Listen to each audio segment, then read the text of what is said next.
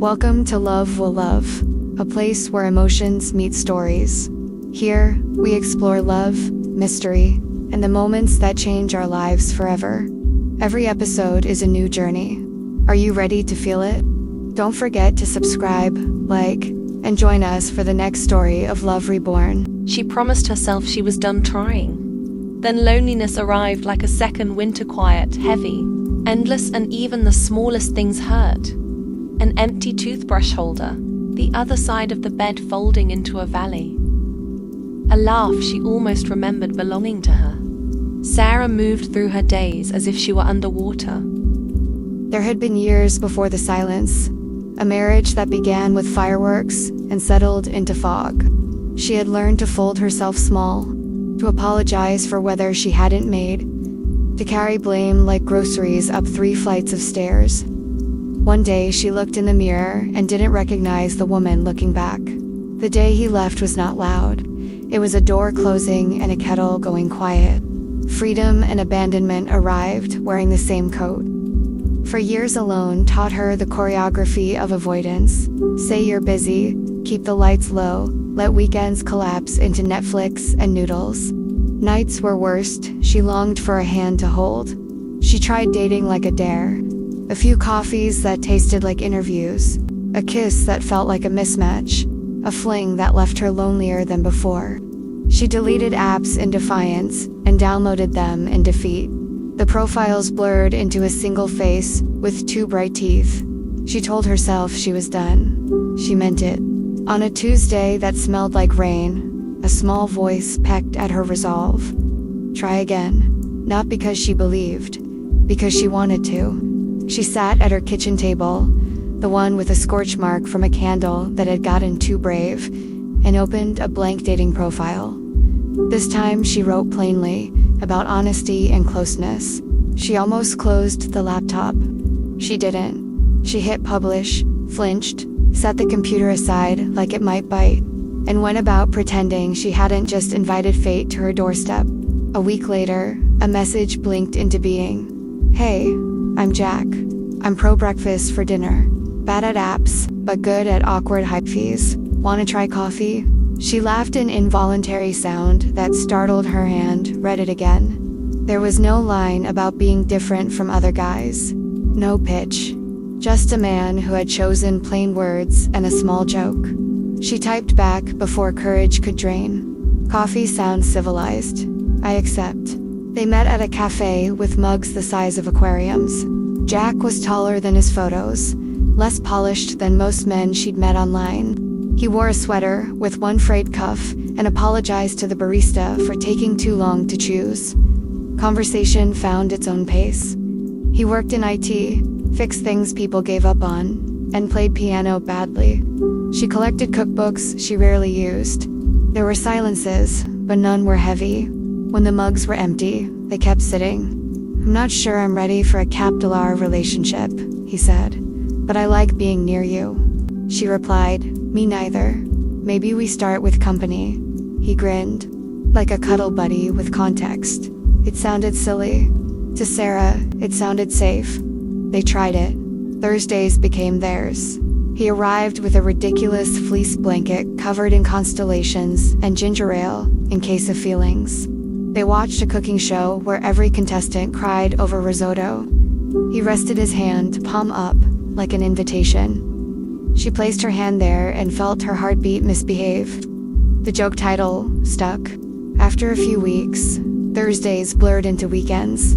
He left a toothbrush at her place, then socks, then a hoodie she refused to return. One night she had minor surgery, woozy from medication. She texted him, I think I love you. Don't laugh. Minutes later, his reply glowed back.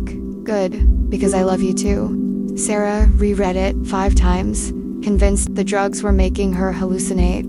But when he arrived the next day with soup and that constellation's blanket, he kissed her forehead and whispered, I meant it. Something cracked open inside her, the good kind. For the first time in years, she believed love might not leave. A month later, she blurted it out over scrambled eggs. Move in. Jack nearly dropped his fork. Are you serious? She nodded, cheeks burning. You're here anyway. Might as well claim your half of the fridge." He laughed, nervous but happy. By Sunday, his boxers were stacked by her couch, their lives spilling together. The adjustment wasn't awkward. Their rhythms clicked like puzzle pieces. He brewed coffee strong. She folded laundry into neat stacks. They fell asleep tangled, woke up laughing at bed hair, invented traditions like Saturday pancakes and Wednesday walks. She marveled. No fights, no storm clouds, just light spilling through places that used to be dark. Sarah asked sometimes, "Are you going to leave?" The fear still lived in her, shadow thin. Jack always answered the same way, pulling her closer, kissing her hair. "I'm not going anywhere." He said it so often it became their refrain, an anchor she could hold on to whenever the old doubts stirred. Their love was loud in small ways. Music in the kitchen while pasta boiled, dance steps across the living room rug, notes scribbled on sticky pads. "Don't forget the milk, love, you." Jack snapped photos of her mid-laugh, mid-yawn, mid-anything. "You look like my favorite place," he'd say. Sarah glowed, unsure how to hold so much joy.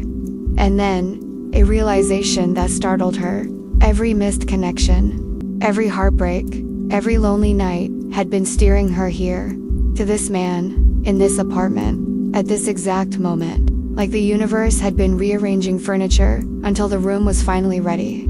Timing that looked random but felt written. She told him once, on a rainy night, "If I hadn't gone through everything, I don't think I'd know how precious this is."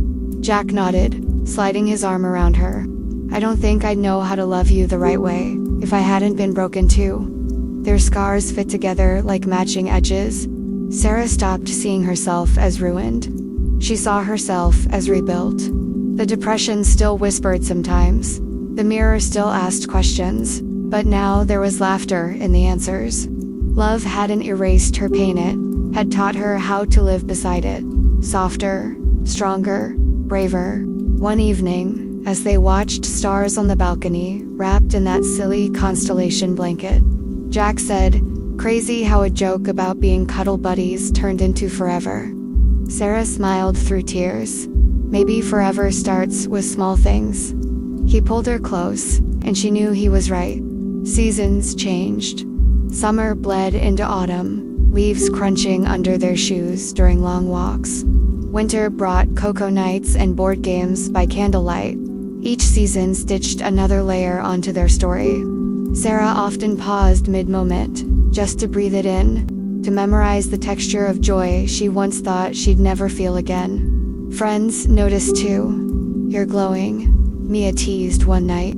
Sarah laughed, but inside she knew it was true. Love had changed not only her days, but the way she carried herself. Jack's steady presence wasn't just romance, it was medicine. Proof that kindness could rewire a soul once convinced it was unlovable. There were struggles, of course. Bills stacked, schedules clashed, moods dipped. But instead of silence or shouting, they leaned in, talked it out, cooked pasta at midnight, held each other through storms. Sarah realized fights didn't mean endings anymore, they meant growth. Love wasn't about avoiding cracks, but filling them together. One spring evening, Jack took her hand on the balcony. The city hummed below, stars scattered above. He cleared his throat, nervous for once. "I used to think miracles were rare, but then I met you." Sarah blinked, speechless. He reached into his pocket, pulled out a simple silver ring, and whispered, "Stay my miracle forever." Her breath hitched, tears burning her eyes. All she could do was nod, then laugh through sobs. Yes, 1,000 times, yes. The city blurred behind them as he slipped the ring on her finger. Their laughter rose into the night sky, stitched into the skyline like one more hidden constellation. Looking back, Sarah knew every broken piece of her past had shaped this moment.